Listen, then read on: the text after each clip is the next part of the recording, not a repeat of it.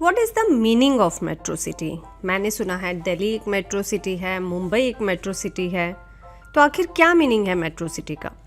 Cities which have good urbanization, high population density, and advanced infrastructure. These cities are often major economic, cultural, and political centers within a country. यानी कि बड़े शहर, ऐसे बड़े शहर जिनका तेज़ी से विकास होता है, वहाँ पे सभी आधुनिक सुविधाएं होती है, बड़े व्यावसायिक क्षेत्र यानी कि इंडस्ट्रियल एरियाज़ होते हैं, वहाँ पे जो एडवांस डेवलपमेंट होता है वो बहुत ही फास्ट होता है, जैसे कि Mumbai, Bangalore, Delhi. What is the meaning of season? मैंने सुना है गर्मी का मौसम, सर्दी का मौसम, बारिश का मौसम, तो आखिर ये मौसम का क्या मतलब है? Seasons are the different times of the year when the weather changes in a noticeable way. यानी कि मौसम वो समय होता है जब मौसम में कुछ खास बदलाव होते हैं और वो पर्टिकुलर टाइम तक रहते हैं। और ये सब होता है कि अर्थ सन की चारों ओर रोटेट होती है, तो इस वजह से जो धरती है उस पर सन की जो हीट आती है उसमें बदलाव होते हैं। तो जो रेनी सीज़न होता है उसमें continuously time to time rain होती रहती है, गर्मी के मौसम में गर्मी पड़ती है एक पर्टिकुलर टाइम तक, सर्दी के मौसम में एक पर्टिकुलर टाइम तक सर्दी पड़ती है, तो उसे कहा जाता है season. What is the meaning of intercity? मैंने सुना है इंटरसिटी ट्रेन, इंटरसिटी बसेस, तो आखिर ये इंटरसिटी का मतलब क्या है?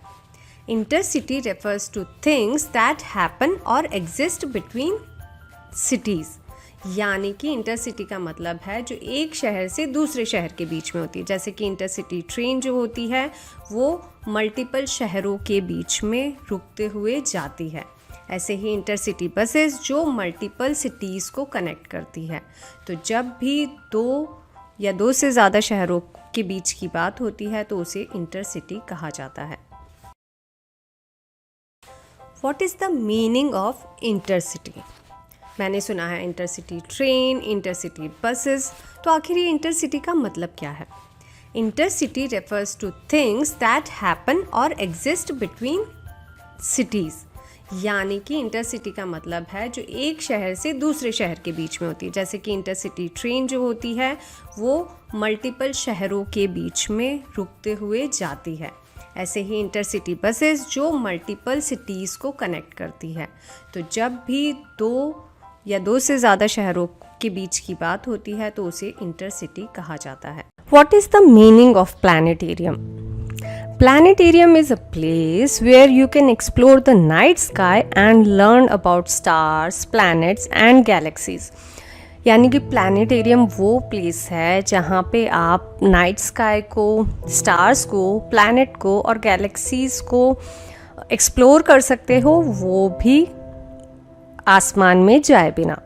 तो ये एक तरीके का बड़ा सा थिएटर होता है जहाँ पे एक डोम शेप्ड का पूरा प्लेस होता है, और वहाँ पे जब अंधेरा हो जाता है तो सारे स्टार्स और प्लैनेट्स वो सब वहाँ पे आप देख सकते हो, उनको एक्सप्लोर कर सकते हो, उनके बारे में जान सकते हो। तो प्लैनेटेरियम जैसे कि बिरला प्लैनेटेरियम जो कि कोलकाता में है, नेहरू प्लैनेटेरियम जो कि मुंबई में है, और प्लैनेटेरियम को हिंदी में कहते हैं नक्षत्र भवन। What is the meaning of metro train? मैंने बहुत बार सुना है कि दिल्ली में मेट्रो ट्रेन है और मुंबई में कुछ जगह पे मेट्रो ट्रेन का काम चल रहा है, तो आखिर इसका मीनिंग क्या है? An underground electric railway system in metropolitan cities for transit of high population. यानी कि मेट्रो सिटीज़ जो कि हमने पिछले वीडियो में देखा था कि मेट्रो सिटीज़ क्या होती है, तो महानगरों में अंडरग्राउंड इलेक्ट्रिक रेलवे सिस्टम जिसका पर्पस होता है ज़्यादा से ज़्यादा लोगों को एक जगह से दूसरी जगह पे ट्रांजिशन ईजी बनाना, जैसे कि दिल्ली मेट्रो, मुंबई मेट्रो, इन शहरों में बहुत हाई पॉपुलेशन है और बहुत सारे लोगों को एक जगह से दूसरी जगह जाना होता है और वो भी फास्ट, तो इसलिए वहाँ पे मेट्रो ट्रेन्स बन। What is the meaning of manufacturing? मैंने न्यूज़ में सुना था कि प्राइम मिनिस्टर कह रहे हैं कि हमें बहुत सारी चीज़ों की मैन्युफैक्चरिंग इंडिया में ही करनी है अगर हमें आत्मनिर्भर भारत बनना है तो आखिर मैन्युफैक्चरिंग का मीनिंग क्या है? मैन्युफैक्चर मीन्स मेकिंग थिंग्स और creating product on a large scale. Manufacturing का मतलब है कि एक ही प्रकार की चीज़ें बहुत सारी क्वांटिटी में एक साथ बनाना। जैसे कि अगर हमें मोबाइल्स इंडिया में बनाने हैं तो लार्ज स्केल पे मोबाइल्स एक साथ बनाने का जो प्रोसेस होगा उसको कहेंगे मोबाइल मैन्युफैक्चरिंग। इसी तरीके से टॉयज़ हैं, तो अगर लार्ज स्केल पे टॉयज़ एक ही साथ बनाने हैं तो उसको मैन्युफैक्चरिंग ऑफ टॉयज़ कहा जाएगा। इसी तरीके से धूप बत्ती, अगरबत्ती या इस तरीके के प्रोडक्ट जो भी हैं उनको अगर लार्ज स्केल पे एक साथ बनाया जाए तो उसे कहा जाएगा manufacturing of that product. What is the meaning of literature?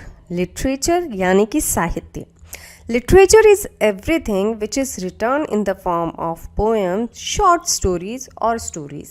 यानी कि साहित्य वो सब कुछ है जो कि कहानियों की फॉर्म में, कविताओं की फॉर्म में, किताबों की फॉर्म में जो भी लिखा गया है वो सब कुछ साहित्य है। और किसी भी जगह के बारे में, वहाँ के लोगों के बारे में और वहाँ के कल्चर के बारे में जानना हो तो लिटरेचर के थ्रू बहुत आसानी से जाना जा सकता है और समझा जा सकता है। जैसे कि बंगाली कल्चर को समझना है तो वहाँ के पोइट्स की पोइट्रीज़ को पढ़िए, वहाँ की बुक्स को पढ़िए। अगर राजस्थान की जो हिस्ट्री है वहाँ के बारे में, वहाँ के कल्चर के बारे में जानना है, समझना है तो वहाँ के लिटरेचर को आप पढ़ सकते हैं। जैसे कि पृथ्वीराज रासो जो कि चंद्र बरदाई ने लिखी, चोखेर बाली जो कि रविंद्रनाथ टैगोर ने लिखी। तो ये होता है लिटरेचर का meaning. What is the meaning of language? Language यानी कि भाषा। A language is a special way people use to communicate and understand each other। यानी कि भाषा एक विशेष तरीका है जिससे लोग एक दूसरे से बात करते हैं, एक दूसरे की बात को समझते हैं और अपने मन की बात को कन्वे कर पाते हैं। तो कोई भी भाषा शब्दों से बनी है और जब आप इन शब्दों को एक फिक्स पैटर्न पे या जो रूल्स एंड रेगुलेशन होते हैं उसके अकॉर्डिंग क्रिएट करते हैं तो आप किसी को भी अपनी बात बता सकते हैं, आप कन्वे कर सकते हैं कि आप कैसा महसूस कर रहे हैं, क्या आप फील कर रहे हैं। तो ये सब बातें आप भाषा की फॉर्म में यानी कि लैंग्वेज की फॉर्म में कन्वे करते हैं। जैसे कि स्पोकन लैंग्वेज में होता है हिंदी, इंग्लिश, स्पेनिश, अरेबिक और साइन लैंग्वेज भी होती है जो कि हाथों के मूवमेंट से होती है, फेशियल एक्सप्रेशन से होती है, वो है American sign language and British sign language. What is the meaning of international?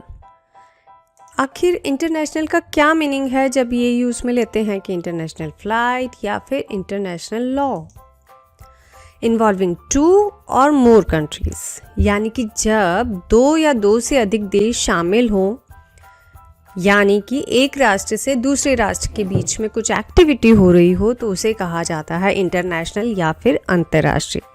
जैसे कि इंटरनेशनल फ़्लाइट का मीनिंग है कि जब कोई भी फ़्लाइट एक कंट्री से दूसरी कंट्री में जाती है तो वो इंटरनेशनल फ़्लाइट कहलाती है।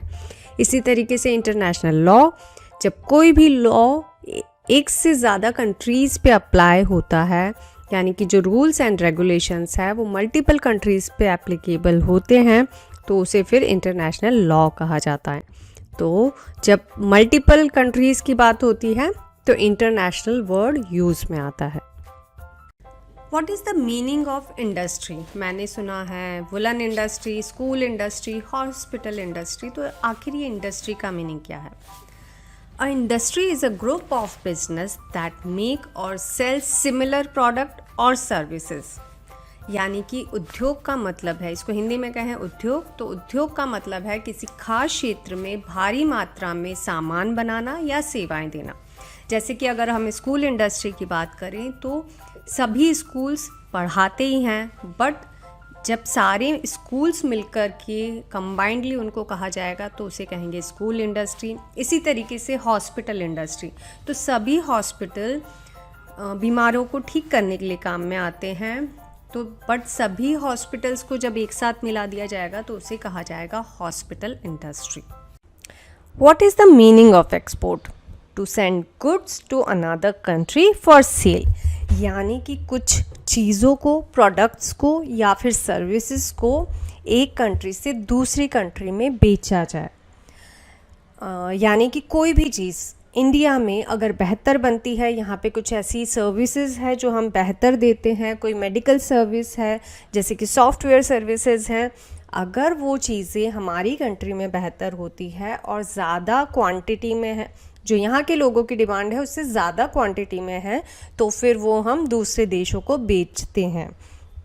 जैसे कि सीरियल्स एंड ज्वेलरी, तो जब हम हमारे देश की चीज़ों को दूसरे देश की चीज़ों को बेचते हैं तो उससे हमें वहाँ की करेंसी मिलती है और हमें फ़ायदा होता है और हमारी इकोनॉमी ग्रो होती है। What is the meaning of dome? अगर हिंदी में कहें तो ये है गुंबद, और इसको समझाया जाए तो reverse round bowl shape is like dome shape. ये एक उल्टे कटोरे जैसी शेप होती है जिसे कि हम डोम शेप कहते हैं। इस शेप को अगर समझना है तो आप देखेंगे कि ताजमहल में और सांची स्तूप में इनमें एक राउंड उल्टे कटोरे जैसा एक स्ट्रक्चर बना होता है, तो इस शेप को ही डोम शेप कहा जाता है। और ये बहुत सारे आर्किटेक्चर में आप हिस्टोरिकल मॉन्यूमेंट्स देख सकते हैं, उनमें आपको ये डोम शेप दिखाई देगा। What is the meaning of delta? मैंने सुना है ब्रह्मपुत्र नदी का डेल्टा, नील नदी का डेल्टा, तो आखिर ये डेल्टा का मीनिंग क्या है? A delta is an area of low, flat land shaped like a triangle where a river splits and spread out into several branches before entering the sea. यानी कि आसान शब्दों में समझिए तो जब कोई नदी समुद्र या झील में प्रवेश करती है तो उसकी स्पीड में धीरे धीरे कमी आने लगती है और वो मल्टीपल ब्रांचेस में बंटने लगती है। तो इस वजह से वहाँ का जो ज़मीनी एरिया है वो एक उपजाऊ क्षेत्र में बन जाता है और उसी को डेल्टा कहा जाता है। इसको शॉर्ट में कहें तो नदी से बना एक तिकोना उपजाऊ क्षेत्र ही डेल्टा कहलाता है। जैसे कि हमने एग्जाम्पल दिया ब्रह्मपुत्र गंगा नदी का डेल्टा या फिर नील नदी का delta. What is the meaning of coast? जैसे कि कोंकण कोस्ट सुना है और मालाबार कोस्ट सुना है, तो ये आखिर कोस्ट का क्या मीनिंग है? A coast is a place where land meet the sea, यानी कि समुद्र और ज़मीन के मिलने की जगह समुद्र तट कहलाता है। जैसे कि एग्जाम्पल में हमने देखा Konkan coast and Malabar coast. तो एक कोस्ट लाइन में मल्टीपल बीचेस हो सकते हैं, बट वो पर्टिकुलर समुद्र के और ज़मीन के मिलने वाली लाइन को ही कोस्ट कहा जाता है। What is the meaning of climate? मैंने सुना है कि राजस्थान का जो क्लाइमेट है वो हॉट रहता है, चेरापूंजी का क्लाइमेट जो है वो रेनी है, मुंबई का जो क्लाइमेट है वो ह्यूमिड रहता है, और अगर हिमाचल जाओ तो वहाँ का जो क्लाइमेट है यानी कि मसूरी का या फिर शिमला मनाली का, वहाँ का क्लाइमेट रहता है बहुत ठंडा। तो आखिर क्लाइमेट का मीनिंग क्या है? Climate is what we call the usual और average weather condition in a certain place over a longer period of time. यानी कि एक जगह का बहुत लंबे समय तक किस तरह के का मौसम रहता है उसे कहा जाता है क्लाइमेट, यानी कि वहाँ की जलवायु। जैसे कि चेरापूंजी पर ज़्यादातर बारिश होती रहती है, राजस्थान में ज़्यादातर गर्मी होती है, मुंबई में ज़्यादातर ह्यूमिड मौसम होता है और शिमला मनाली में ज़्यादातर ठंड होती है। तो ये वहाँ के क्लाइमेट होते हैं। What is the meaning of cement? जब भी कहीं जाते हूँ तो मैंने बोर्ड देखा है अंबुजा सीमेंट या फिर अल्ट्राटेक सीमेंट, तो आखिर ये सीमेंट का मीनिंग क्या है? Imagine cement as a special kind of glue that helps hold building and road together। यानी कि इसको आप ऐसे ग्लू की तरीके से इमेजिन कीजिए जो कि इमारतों को और सड़कों को एक साथ बनाए रखने में मदद करता है।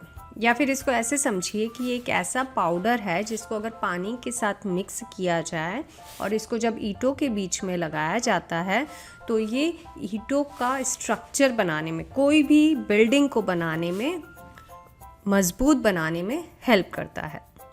तो उसी को कहा जाता है सीमेंट।